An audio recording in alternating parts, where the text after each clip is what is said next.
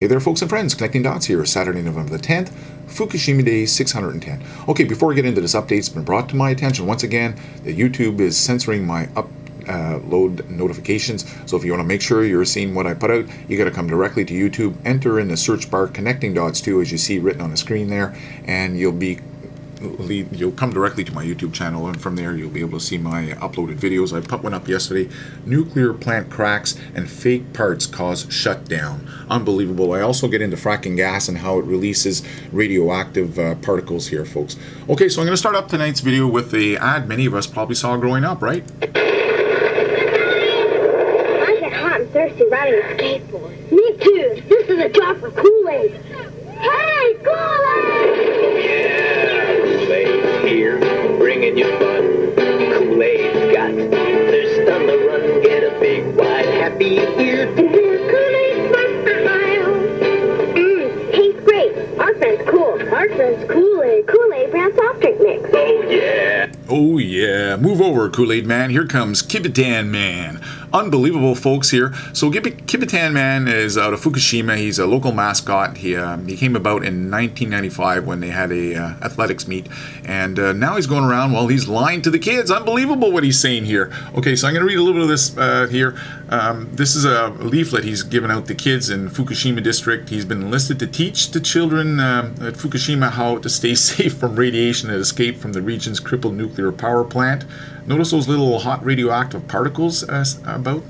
Okay, so he's warning the youngsters to stay away from puddles and ditches where radioactive particles accumulate. Yeah, okay. But it gets worse than that. Hold on a second here. I can't believe this. He's also asking the children to promise that they will wash their hands and gargle with water when they get home. You know why? This is what he says here. He explains what radiation is, and he cautions that it makes people sick if it gets inside their body. Yeah, so gargling will keep the radiation out, I guess, and washing your hands, well, that's good enough. And don't worry about all those particles floating around you. No, they won't get in you because radiation isn't going to go through skin. No, of course not. Unbelievable, the lies here, folks. Okay, so I'm going to leave a link here for this story here. It's rather sickening. I'm not sure how much attention you pay to radiation information, but I do. Unfortunately, I don't put videos out on it every single day. But here, a month ago, environmental group Greenpeace charged last month that heavily populated areas, several dozen kilometers from the plant, have radiation levels as much as 13 times the legal limit, and they went on to say that it is especially disturbing to see that there are many hot spots around playground equipment, exposing children who are most vulnerable to radiation risks. Here's another thing. Okay, when it's raining, we can see where the puddle is.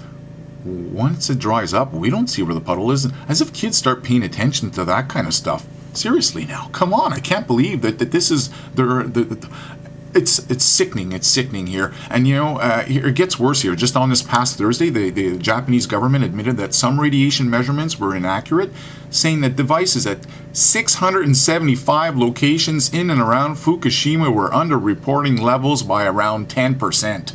Unbelievable. Kibitan Man, get out of town. Sickening. Okay, so you're closer to home here, folks.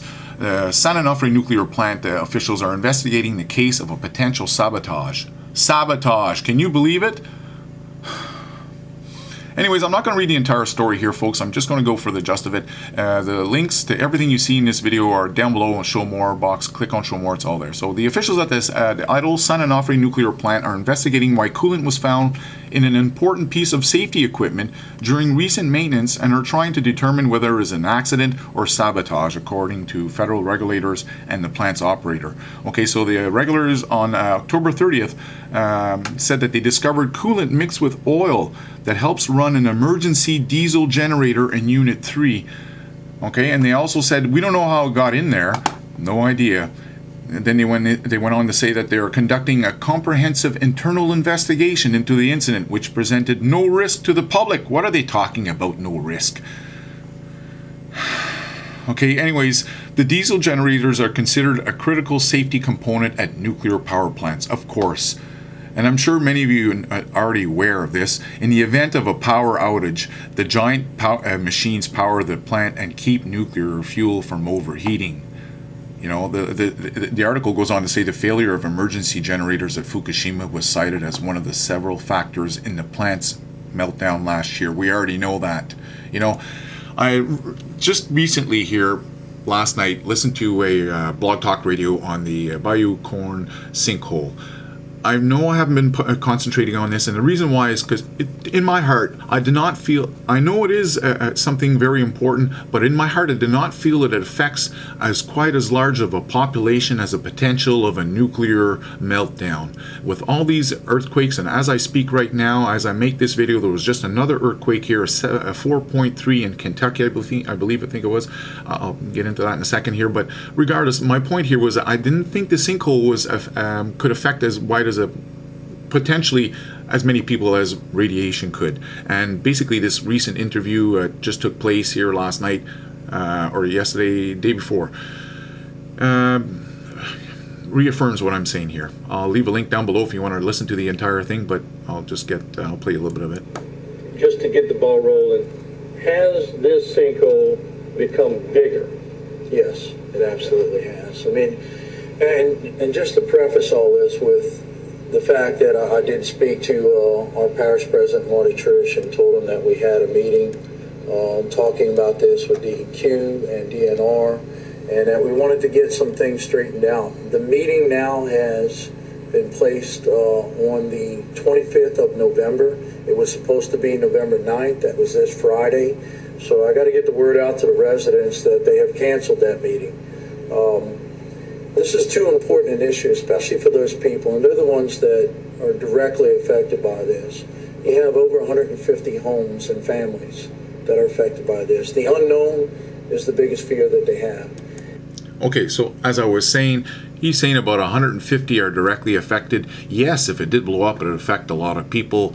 However, it's still limited, and there's also the fact that this is still all underground. No matter how much butane is there, everything is stored down below.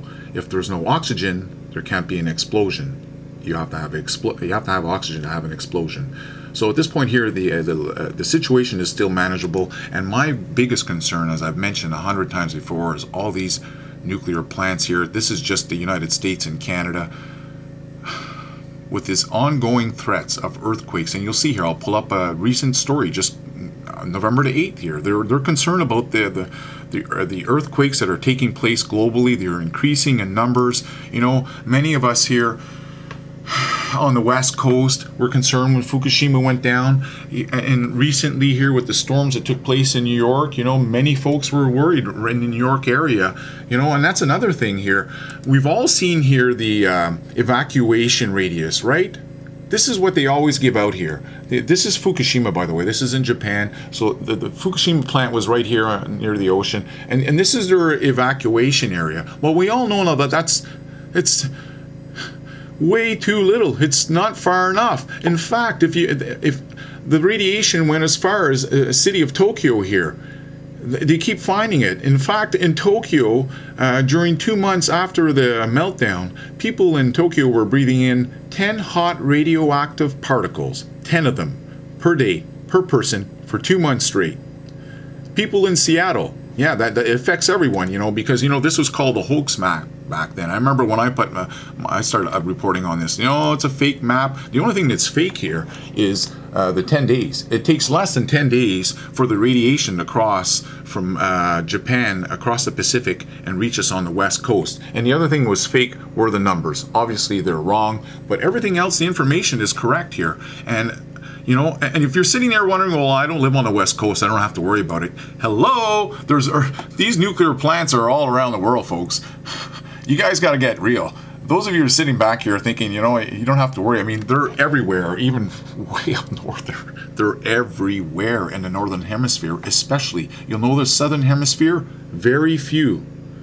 Very few. This is one of the things where I'd mentioned a long time ago when this first went off, the safest place in the event of a nuclear meltdown is in the Southern Hemisphere. Yes, the radiation will eventually cross over there, but it won't be in, nearly to the extent of what will be sitting here in the Northern Hemisphere. Okay, so if you're thinking I'm crazy about this whole earthquake thing, this is fresh off the press here. Just as we have an earthquake in Kentucky here, the story came out November 8th. Officials back studying quake risk at nuke plants. I'm not going to read the entire thing, but basically recent earthquakes demonstrate the need for the nation's nuclear industry to reevaluate the geological hazards facing power plants, a process that has already started. The new chair of the U.S. Nuclear Regulatory Commission said this week. Allison McFarlane said in an interview that spate of natural events shows the importance of further study. I think what this highlights to us, especially to me as a geologist, she says, is the importance of paying close attention to Earth's processes and making sure we properly account for them in ensuring that the plants operate safely. You know, they said here, in March, the NRC instructed power companies to reevaluate the seismic and flooding hazards that power plants face. While such a reevaluation has been discussed for years, the issue accelerated in 2011 after an earthquake and tsunami crippled the reactors at Fukushima, leading to multiple meltdowns and radioactive releases. Later that year, I should say, North Anna, a nuclear plant in Virginia, was struck by an earthquake that caused peak ground movement at twice the level at which the plant was designed for. No major damage that time or complications were reported. Lucky for us. Anyhow, you know, this is an ongoing situation here. We have earthquakes. You know, I look at this earthquake 3D map. As I said, there was just a 4.3 here that's fresh, that was reported in Kentucky. You know, just back up here in time. You can see the date right up here. I'll back up here, just 7 days. 7 days ago. This is what we've seen here. Unbelievable.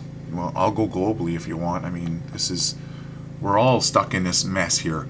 That's the way I see it. The sinkhole is definitely something to be concerned about, but the main thing on my plate right now is the earthquakes and the fact that these aging nuclear plants, I think that's the key word here, aging. These are all the old nuclear plants, and if you've been around concrete and steel and if you know how it ages, yeah, not good. Okay folks, that's it for me. Hope you enjoyed it.